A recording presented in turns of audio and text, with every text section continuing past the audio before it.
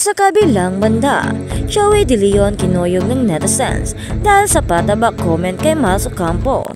Gigil mood ang maraming netizens kay Joey De Leon matapos kumalat sa social media ang isang clip na biniro niya ang co-host na si Miles Ocampo kaugnay sa kanyang katawan.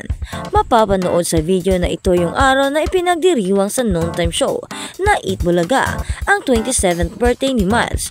Unang nagkomento ang dating senador na si Tito Soto na ginamit ang segment na therapy pataas o pababa upang ilarawan ang edad ng aktres. Ngunit biglang sumingit si Joey at biro niyang sinabi ang pataba. As of this writing, isang araw pa lang mula nang in-upload ang viral video at umani na ito ng halos 900,000 views. Sa comment section naman, maraming netizens ang tila nainis sa joke ni Joey at dinipensahan si Miles. Narito ang ilan sa mga nabasa naming komento. Tumandang paurong yung utak ni Joey. Di ba niya alam? Dahil may sakit si Miles at yung maintenance niya yung nagpapataba sa kanya. Did he say pataba? What the F? Siya nga patanda ng patanda. Pati utak. Kala mo naman nuknukan siya ng gwapo. Siya nga dapat retire na.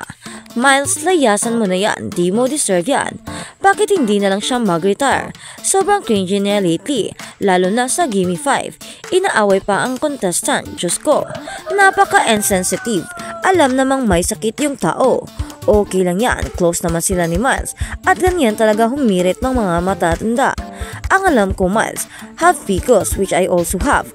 Kumain ka man o hindi, tataba at tataba ka. Kaya sa mga nagsasabi na lamon kami ng lamon, think twice.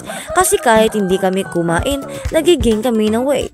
Sana maging aware lahat about PCOS. Kung maaalala noong April last year, nag-open up si Miles tungkol sa kanyang papillary thyroid cancer na isa sa mga dahilan kung bakit nadagdagan ang kanyang timbang. Since late last year, I haven't felt like my normal self, waking up in the middle of the night because I can breathe. I get tired so easily, so frustrated with my gain weight. Wala akong palaging hapong mga sinasakal, saad niya sa isang Instagram post. Mensahe pa nga niya riyan, PS, with or without any health conditions, no body shaming, be kind always please. At sa kabilang balita naman, Francine Diaz ipinagtanggol ng ina tungkol sa singit issue. Pinalaga ng ina ng kapamilya actress na si Francine Diaz na si Mildred Diaz ang di umano'y pagsingit raw ng kanyang anak sa isang event sa Occidental Mindoro kamakailan. Base sa latest episode ng showbiz program na Krusty Ferminet, nitong Biyernes May 3, naiulat ang columnist ng si Krusty Fermin ang Facebook post raw ng ina ng dalaga bilang pagdidepensa sa naiipit niyang anak na issue. Bukod sa kanyang mga taga-suporta, may pamilya siyang nasasaktan sa mga naglalabasang negatibong reaksyon ngayon tungkol sa kanya, saad pa ni Krusty. Kaya nagsalita at nagpost naman si Mami Medrick Diaz na ang sabi niya, ang gusto lang naman daw ng anak niya ay magpasaya. Yun daw naman, pagpapatuloy pa niya, aniya. Karaniwan lang naman ang naging reaksyon ng ina ni Francine dahil nanay ito. Karaniwang ano yan ng nanay. Siyempre, kakampi sa kanyang anak na talaga namang tinutudlan ng mga entrega ngayon, sipa ni Krusty.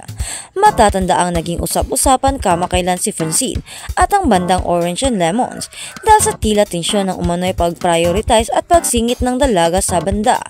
Makikita kasing tinawag na ng host ng event ang kapamilya actress habang nagsiset up at nagre-ready na ang banda para mag-perform. Nagsalita naman ang lead singer na si Clem Castro nang sumalang na sila at sinabing sana ay bilang artist ay magkaroon ng respeto at huwag magsingitan.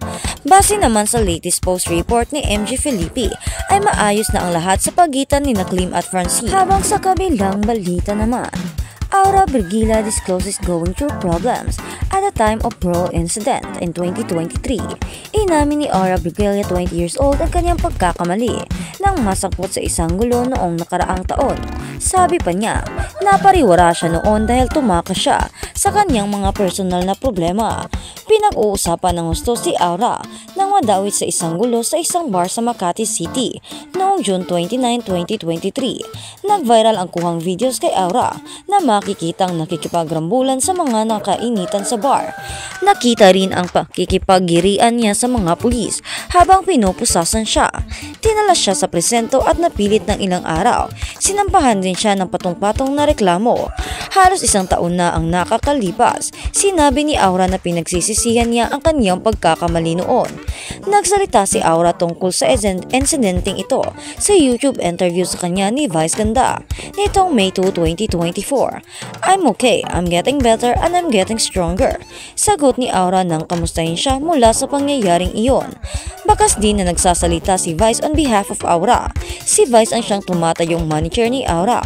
Sabi pa ni Vice ukol sa alaga, ang suma naman noon, lahat kayo nagkamali, lahat kayo may sobra at pagkukulang.